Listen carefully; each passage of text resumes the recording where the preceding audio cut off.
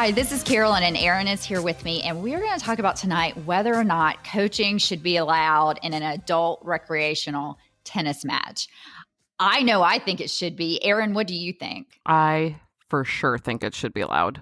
But I'm wondering why there's a rule in place for USTA matches specifically, why we cannot be coached. That's what I want to know. That's a great question. And Mystery. I know it is a mystery. And Erin, I know you play in other leagues where they allow coaching. How does that go?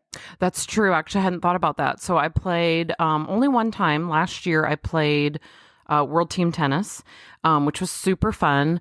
But it's a big difference between World Team Tennis and like USTA matches where it's just like you're either in a doubles match or a singles match. So World Team Tennis is a mix of men and women on a team, on a court together.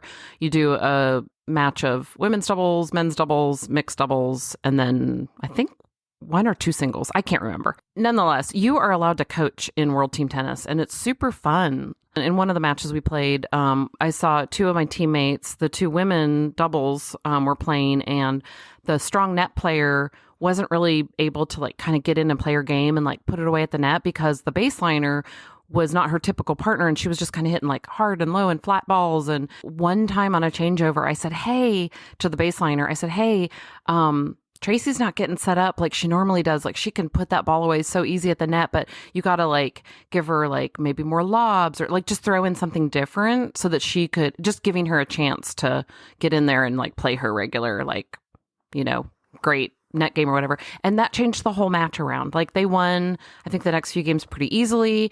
And it's so easy to see it from an outsider's point of view of what's happening when you're a player on the court. Sometimes it's just so hard to think of like, what's going wrong or what should my strategy be or whatever. So I feel like there doesn't have to be a lot of coaching in USTA matches, but it could be like a simple thing like, hey, throw in a lob once in a while. Or, you know, I think USTA probably doesn't allow it for time constraints, I'm assuming, maybe. I don't know why. I really honestly can't think of a reason why other than maybe they want to move things along.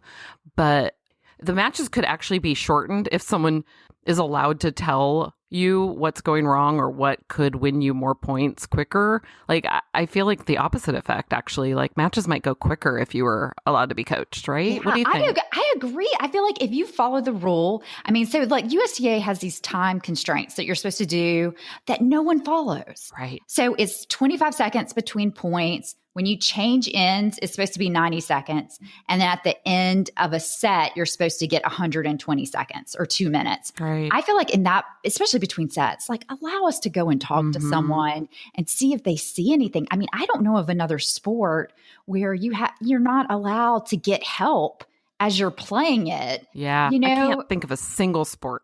So USTA has this thing too. Not only do they have the time constraints, which I think is very funny because I don't think I use 25 seconds per point, like in between points ever. I feel like I'm pretty quick.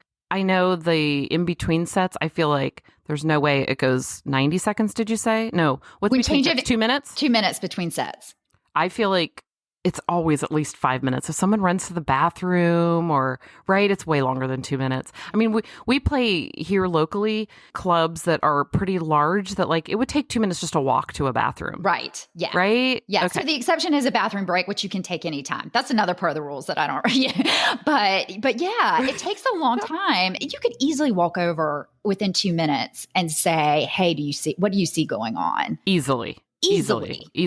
So the other thing that they don't allow is you're not supposed to look at your cell phone. Right. You're not supposed to get hand signals or any sort of coaching, right? At all. Right. So the looking at the cell phone, I think, is a funny rule because although I understand what they're saying, they don't want people like texting or like you being like, oh, I have to take a phone call, right? And then someone like calling and saying like, hey, you should do XYZ or whatever. But I'll tell you, because we play adult tennis and a lot of the women we play against are moms or they have jobs or, they're everyone's checking in with everyone at all times. So I feel like people look at their cell phones all the time and it never really bothers me unless they're like fixated on something that's going on their cell phone, Yeah. So I think it's a rule, like literally put your cell phone away and don't look at it. And I will tell you, I would say 60 to 70% of the people that I play look at their cell phone during matches. Yeah, and I don't think it's someone coaching them. Yeah, I totally agree. And then, or they have an Apple Watch. And so they could just easily, and I know those aren't allowed either, but people wear them all the time.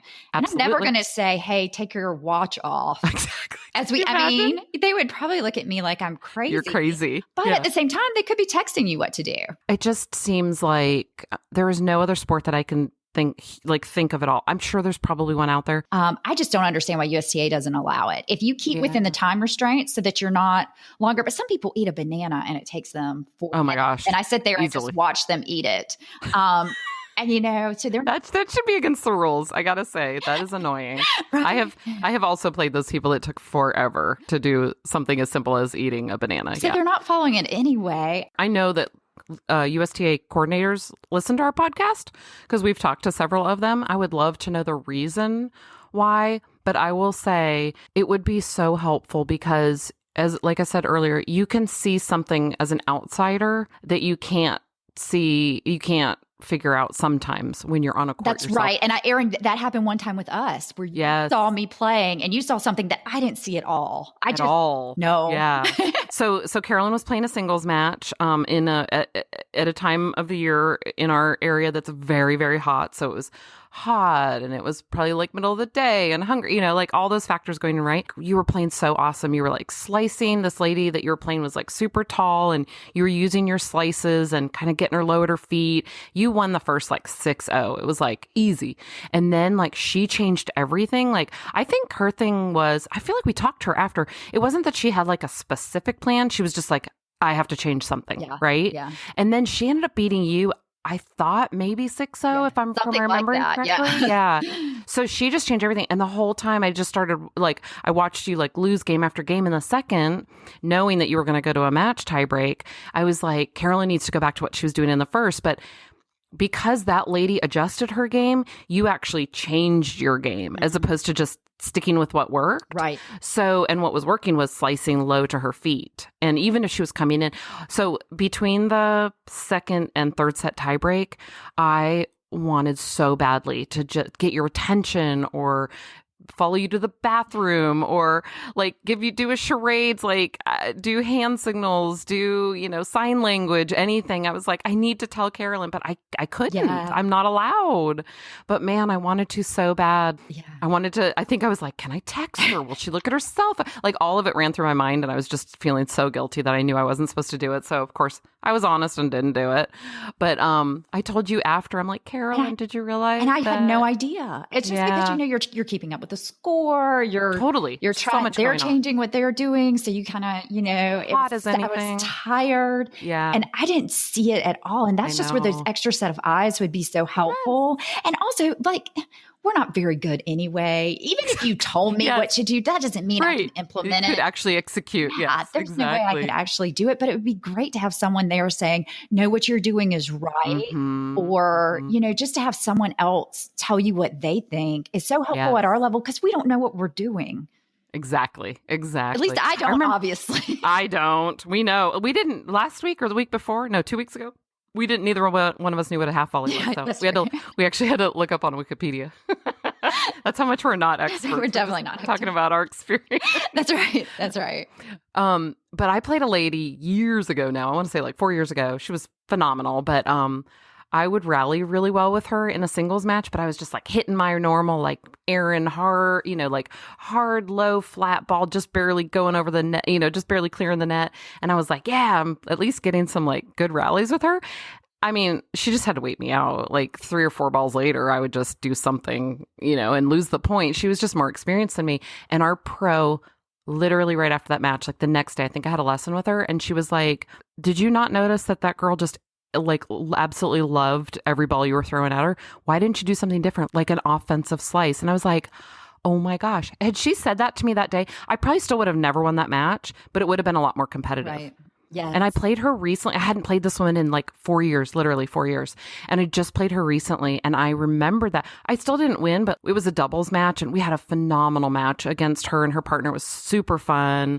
But man, I threw a bunch of different variety at her and it made a huge difference. Again, we didn't win, but it was much more competitive. She probably beat me 6-2, 6-0 or something 4 years ago. And at least this time I took her to match tiebreak. Yeah, that's really good. That's really good. But yeah, just those little adjustments. But you can't can't see it or feel it or know it on the court sometimes when you're I definitely there by can't. yourself. I'm not at that level where, so I think it should be allowed. I think without a question, coaching should be allowed. Yeah. I mean, I don't think people should take 5 minutes, but I don't think they should take 5 minutes to eat a banana either.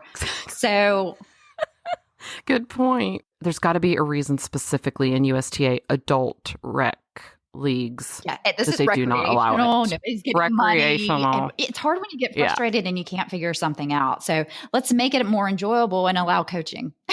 Yeah. I think that's my opinion. Let's get a committee together, Carolyn, and you and I are 2 thumbs up for on-court coaching for our adult rec. Yeah, that's great. Okay, but if anyone disagrees with us, let us know. You can find us on our Facebook page, which is Second Serve Podcast. Thanks so much for listening and hope to see you on the court soon.